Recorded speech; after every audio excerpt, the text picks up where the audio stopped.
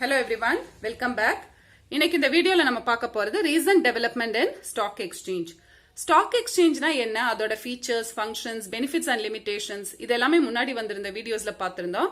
இந்த வீடியோல நம்ம பார்க்க போறது stock exchangeல சமீப காலங்கள்ல என்னென்ன முன்னேற்றங்கள் ஏற்பட்டது, அப்புறம் இந்தியாவோட ஸ்டாக் மார்க்கெட்டோட ட்ரேடிங் டைமிங்ஸ், இந்தியால எவ்வளவு ஸ்டாக் எக்ஸ்சேஞ்சஸ் இருக்கு இதெல்லாம் வந்து இந்த வீடியோல பார்க்கலாம். ஃபர்ஸ்ட் நம்ம பார்க்க போறது recent development in stock exchange. Stock எக்ஸ்சேஞ்சில் ரீசன்ட் டைம்ல என்னென்ன முன்னேற்றங்கள் ஏற்பட்டது அப்படிங்கறது இந்த வீடியோல பார்க்கலாம்.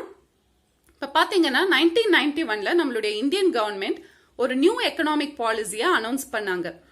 அதை பத்தி வந்து நீங்க டீடைலா பின்னாடி வர சாப்டர்ல படிப்பீங்க. எல்பிஜி அப்படின்னு சொல்லி லிபரலைசேஷன், பிரைவேடைசேஷன், குளோபலைசேஷன். இது வந்து ரொம்ப பாப்புலரான ஒரு பாலிசி. இதை பத்தி டீடைலாவே பின்னாடி 20th சாப்டர்ல பாப்பீங்க. லிபரலைசேஷன் அப்படின்னா கவர்மெண்ட் தேவையில்லாத ரெஸ்ட்ரிக்ஷன்ஸ், கண்ட்ரோல்ஸ் இதை எல்லாமே ரிமூவ் பண்ணாங்க. நிறைய விஷயங்களுக்கு லைசன்ஸ், பெர்மிட் எல்லாம் தேவைப்பட்டிருந்தது.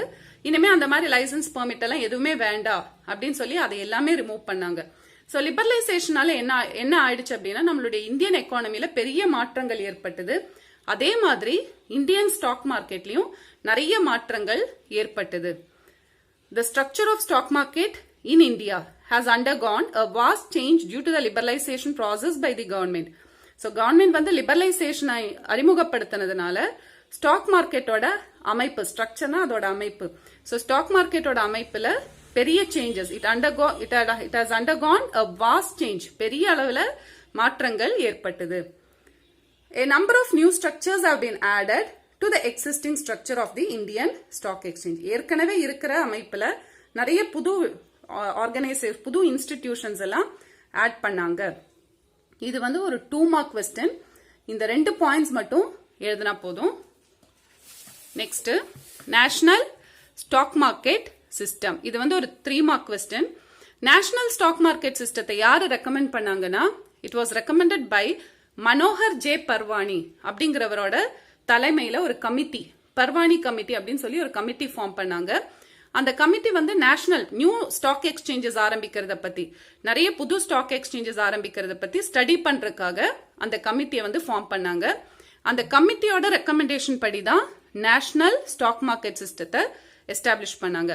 National stock market system was advocated by the high powered group. High powered அப்படின்னா எக்ஸ்பர்ட்ஸ் எல்லாம் அடங்கின ஒரு group. On the establishment of new stock exchanges headed by, யார் அதுக்கு தலைமையில் இருந்தார் அப்படின்னா ஸ்ரீ எம்.ஜே. பர்வானி, மனோகர் ஜே பர்வானி. இவர் வந்து யூனிட் ட்ரஸ்ட் ஆஃப் இந்தியாவோட சேர்மேனா இருந்தாரு ஃபார் மோர் தேன் 10 years. இப்போ அவர் இல்ல. Popularly known as Pherwani committee. At present the national stock market in India comprises the following. So இந்த national stock market systemல 5 institutions இருக்கு. அது என்னெல்லாம் அப்படிங்கிறது பார்க்கலாம். National Stock Exchange of India Limited, NSE, Stock Holding Corporation of India Limited, SHCIL, National Clearing and Depository System, NCDS, Securities Trading Corporation of India, STCI, National Securities Depository Limited, NSDL. So இந்த 5 இன்ஸ்டிடியூஷன்ஸ்மே வந்து national stock market சிஸ்டத்துல இருக்கிறது. இதுல வந்து பாத்தீங்கன்னா இந்த 4th ஒன்னை தவிர மீதி 4மே முன்னாடி வந்திருந்த வீடியோஸ்ல நான் போஸ்ட் பண்ணியிருந்தேன். ஆனா வந்து இப்ப பாத்தீங்கன்னா national stock exchange of India limited இதே லெசன்ல ஒரு 3 மார்க் கொஸ்டினா கேட்டிருக்காங்க. ஸோ அதுல வந்து கொஞ்சம் எக்ஸ்பிளனேஷன்ஸ் டீடைலா கொடுத்திருக்காங்க. அதனால இதை வந்து இந்த வீடியோல எக்ஸ்பிளைன் பண்ணியிருக்கேன். அப்புறம் stock holding corporation of India limited பத்தி ஜஸ்ட் பிரீஃபா என்ன ஒரு 2 மார்க்ஸ்லயோ இல்ல 1 மார்க்லயோ வந்து அட்டென்ட் பண்ற மாதிரி. National clearing and depository system 3rd one and 5th one national securities depository limited. இதை பத்தி டீடைலா முன்னாடி வந்திருந்த வீடியோல கொடுத்திருந்ததுனால இந்த வீடியோல நான் அதை எக்ஸ்பிளைன் பண்ணல. அதோட லிங்க் வந்து அந்த முன்னாடி அப்லோட் பண்ணியிருந்த வீடியோவோட லிங்க் வந்து இந்த வீடியோ கீழே வர கமெண்ட் பாக்ஸ்ல நான் கொடுத்துருக்கேன். நீங்க பார்க்கணும்னா அதை கிளிக் பண்ணி பார்த்துக்கலாம். அது போக securities trading corporation of India பத்தியும் எக்ஸ்பிளைன் பண்ணியிருக்கேன். ஃபர்ஸ்ட் வந்து நேஷனல் ஸ்டாக் எக்ஸ்சேஞ்ச். இது ஒரு 3 மார்க் கொஸ்டின். இதை பத்தி முன்னாடி நான் உங்களுக்கு இன்ட்ரடக்ஷன் கொடுத்திருந்த ஒரு வீடியோல. நேஷனல் ஸ்டாக் எக்ஸ்சேஞ்ச் வந்து இந்தியாவோட லீடிங் ஸ்டாக் எக்ஸ்சேஞ்ச். இது 1992ல ஆரம்பிச்சாங்க. இந்தியால இருந்து எந்த ஒரு ரூரல் ஏரியால இருந்து கூட நம்ம நேஷனல் ஸ்டாக் எக்ஸ்சேஞ்ச் மூலமா செக்யூரிட்டிஸை வாங்கவும் விற்கவும் முடியும்.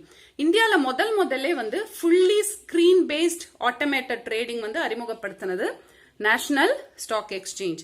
ஸ்கிரீன் பேஸ்ட், ஸ்கிரீன் மூலமாவே கம்ப்யூட்டர் ஸ்கிரீன் மூலமா ஆன்லைன்லேயே வந்து நம்ம செக்யூரிட்டிஸ் வாங்கவும் விற்கவும் முடியும். ஃபுல்லி ஆட்டோமேட்டிக் ட்ரேடிங்கை கொண்டு வந்தாங்க. NSE was incorporated in November 1992. It is a countrywide இந்தியால இருந்து எங்க இருந்து வேணா ட்ரேட் பண்ணிக்கலாம். ஸ்கிரீன் பேஸ்ட், இதுக்கு மீனிங் முன்னாடியே நான் சொல்லியிருந்தேன். நம்ம கம்ப்யூட்டர் மூலமாவோ லேப்டாப் மொபைல் இது மூலமா எலக்ட்ரானிக் ஸ்கிரீன் மூலமா ட்ரேட் பண்ணிக்கலாம். ஆன்லைன் நெட் கனெக்ஷன் இருந்தா ஆன்லைன் மூலமா ட்ரேட் பண்ணிக்கலாம். And order driven trading system. Order driven அப்படின்னா பையர்ஸ் அண்ட் செல்லர்ஸோட ஆர்டர் பேஸ் பண்ணி பையர்ஸும் செல்லர்ஸும் அவங்களோட ஆர்டர்ஸ் கொடுத்துருப்பாங்க. அதாவது எவ்வளவு செக்யூரிட்டிஸ் எவ்வளவு ரூபாய்க்கு வாங்க தயார் அப்படிங்கிற ஆர்டர் பையர்ஸ் கொடுத்துருப்பாங்க. அதே மாதிரி எவ்வளவு செக்யூரிட்டிஸ் எவ்வளவு ரூபாய்க்கு விற்க தயார் அப்படிங்கிறது செல்லர்ஸும் கொடுத்துருப்பாங்க. அதுதான் order driven trading system. So buyers and செல்லர்ஸோட ஆர்டர் வந்து லிஸ்ட் அவுட் பண்ணியிருப்பாங்க. இந்த செகண்ட் பாயிண்ட் நல்லா பார்த்து வச்சுக்கோங்க. இது ஒரு 3 mark question. அதுல second point important. It's a countrywide, screen based, online and order driven trading system. It uses satellite link to spread trading throughout the country. Satellite connection மூலமா தான் trading வந்து இங்க நடக்குது. Thereby connecting members scattered all over the country. So satellite connection மூலமா நம்ம ஆன்லைன்ல trade பண்றப்போ இந்தியால இருக்கிற அத்தனை ஸ்டாக் எக்ஸ்சேஞ்சில் இருக்கிற அத்தனை மெம்பர்ஸையும் கனெக்ட் பண்ண முடியுது. இந்தியால இருந்து எந்த மூலையில இருந்து வேணாலும் நம்ம ஆர்டர்ஸை பிளேஸ் பண்ணவும் செக்யூரிட்டிஸ் வாங்கவும் விற்கவும் முடியும். NSE has 2 segments, that is debt segment and capital segment. Debt segment அப்படின்னா டிபெஞ்சர்ஸ் பாண்ட்ஸ் எல்லாம் விற்கிறது debt segment. Capital segment அப்படின்னா ஈக்விட்டி ஷேர்ஸ் ப்ரிஃபரன்ஸ் ஷேர்ஸ் எல்லாம் விற்கிறது capital segment. ஸோ 2 செக்மெண்டா பிரிச்சிருக்காங்க. ஒன்னு debt segment, இன்னொன்னு capital segment. It has helped in transparent, screen-based and user-friendly trading of global standards. இங்க ட்ரேடிங் எப்படி நடக்குதுன்னா டிரான்ஸ்பேரண்ட் அப்படின்னா எதையும் மறைச்சு வைக்க முடியாது. ஸ்கிரீன் பேஸ்ட் அப்படின்னா எல்லாமே கம்ப்யூட்டர் மூலமா மொபைல் மூலமாலாம் நடக்குது. அண்ட் யூசர் ஃப்ரெண்ட்லி ட்ரேடிங், நமக்கு வந்து அந்த சிஸ்டத்தை யூஸ் பண்றது அவங்களோட வெப்சைட் எல்லாமே நமக்கு வந்து யூஸ் பண்றது ரொம்ப ஈஸியா தான் இருக்கும். ரொம்ப ஒரு லேமேனுக்கு கூட அது ஈஸியா வந்து ஆக்சஸ் பண்ண முடியும். ரொம்ப கஷ்டமாலாம் இருக்காது. Of global standards. It has revolutionized stock trading in India. இது மூலமா இந்தியால ஸ்டாக் ட்ரேடிங்ல ஒரு புரட்சிகரமான மாற்றம் ஏற்பட்டிருக்கு. இது வந்து 3 mark questions. இதுல கொடுத்திருக்கிற பாயிண்ட்ஸ் மட்டுமே எழுதினா போதும். Next, stock holding corporation of India limited. இது முன்னாடி வந்திருந்த வீடியோல சொல்லியிருந்தேன். இப்ப பிரீஃபா ஒரு எக்ஸ்பிளனேஷன் மட்டும் கொடுக்கறேன். ஒருவேளை 2 markலயோ இல்ல ஏதாவது 1 markலயோ வந்தா நீங்க அட்டென்ட் பண்ணிக்கலாம். இதோட short form SHCIL. The Stock Holding Corporation of India Limited is committed to speed up trading. ட்ரேடிங்கை வந்து வேகப்படுத்திருக்கும். மெயினா இவங்க எதுக்காகங்கிறது ஞாபகத்தில் வச்சுக்கோங்க. Clearance and settlement services for securities and monetary instruments. செக்யூரிட்டிஸும் ஃபினான்ஷியல் இன்ஸ்ட்ருமெண்ட்ஸோடையும் கிளியரன்ஸ் அண்ட் செட்டில்மெண்ட் சர்வீசஸ் தான் இவங்களுடைய மெயின் ஒர்க்கா இருந்தது. கிளியரன்ஸ் அண்ட் செட்டில்மெண்ட் சர்வீஸ் அப்படின்னா இப்போ ஒரு டிரான்சாக்ஷன் நடக்குதுன்னு வைங்க.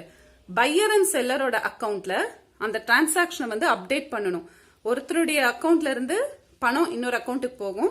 ஒருத்தரோட அக்கவுண்ட்ல இருந்து செக்யூரிட்டி இன்னொருத்தவங்க அக்கௌண்ட்டுக்கு போய் சேரும். அதாவது பையரோட அக்கவுண்ட்ல இருந்து செல்லரோட அக்கௌண்ட்டுக்கு பணம் போய் சேரணும். செல்லரோட அக்கவுண்ட்ல இருந்து பையரோட அக்கௌண்ட்டுக்கு செக்யூரிட்டிஸ் போய் சேரணும். ஸோ இந்த அப்டேட்டிங் ஒர்க்ஸ், அப்புறம் அந்த டிரான்ஸ்பருக்கு தேவையான அரேஞ்ச்மெண்ட்ஸ் இதெல்லாம் செய்யறது தான் கிளியரிங். செட்டில்மெண்ட் அப்படின்னா ஆக்சுவலாவே பணத்தை கொடுத்து செக்யூரிட்டியை டெலிவரி எடுக்கிறது செட்டில்மெண்ட். ஸோ கிளியரன்ஸ் அண்ட் செட்டில்மெண்ட்டுக்கு மீனிங் புரிஞ்சு வச்சுக்கோங்க. கிளியரன்ஸ் அப்படின்னா அக்கௌண்ட்ல வந்து அதை அப்டேட் பண்ணிக்கிறது, அப்புறம் அந்த transfer money transfer plus security டிரான்ஸ்பருக்கு தேவையான அரேஞ்ச்மெண்ட்ஸ் பண்றது ஒரு டிரான்சாக்ஷன் நடக்கிறப்போ. செட்டில்மெண்ட் சர்வீஸ் அப்படின்னா ஆக்சுவலாவே பையர் செல்லருக்கு பணம் கொடுக்கறது, பையர்ட் இருந்து செல்லருக்கு பணம் போய் சேரணும், செல்லர்ட் இருந்து பையருக்கு செக்யூரிட்டிஸ் போய் சேரணும். அதுதான் செட்டில்மெண்ட் சர்வீஸ், அந்த actual delivery. SHCIL came into being in 1986. SHCIL is the first depository participant registered with SEBI. இதெல்லாம் பார்த்து வச்சுக்கோங்க. SEBI கூட SEBI கிட்ட ரெஜிஸ்டர் பண்ண ஃபர்ஸ்ட் டெபாசிட்டரி பார்ட்டிசிபென்ட் வந்து SHCIL.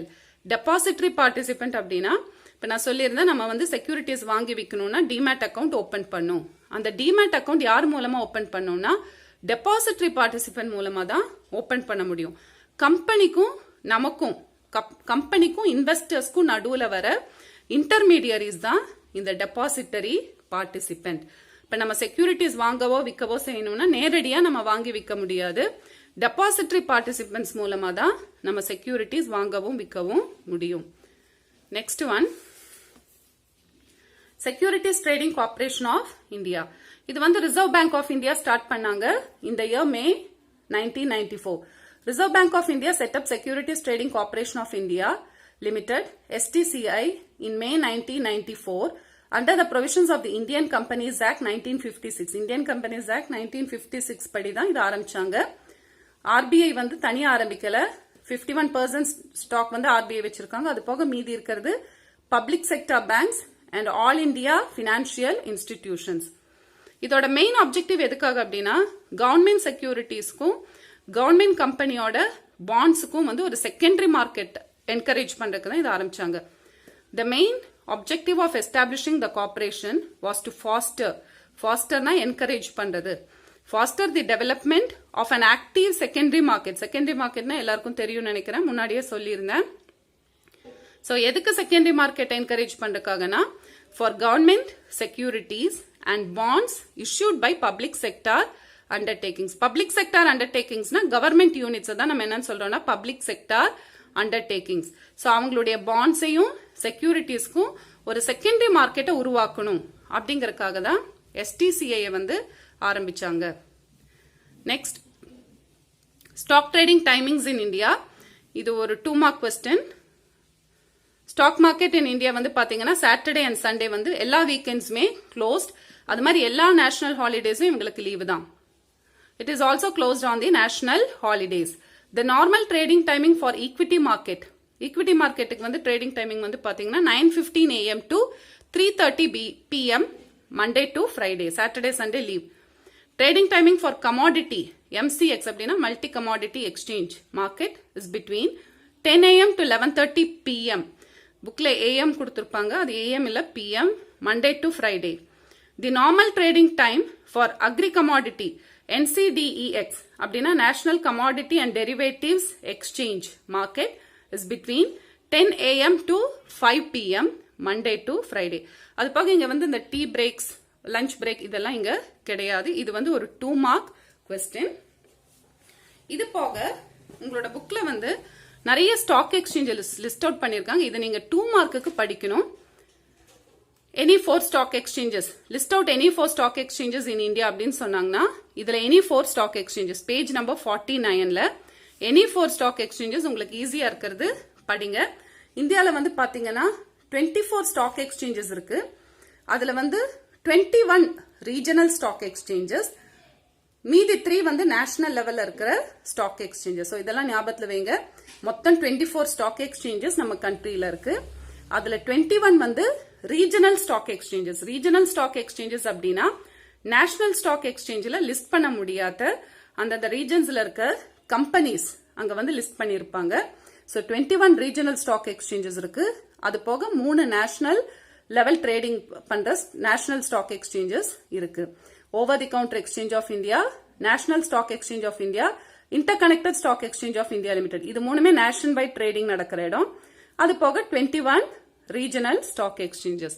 ஸோ இதுல வந்து ஒரு 4 ஸ்டாக் எக்ஸ்சேஞ்சஸ் வந்து படிச்சு வைங்க. அதுவும் ஒரு 2 மார்க் கொஸ்டின். ஸோ எடுத்ததெல்லாம் புரிஞ்சிருக்கும்னு நினைக்கிறேன். Thank you all.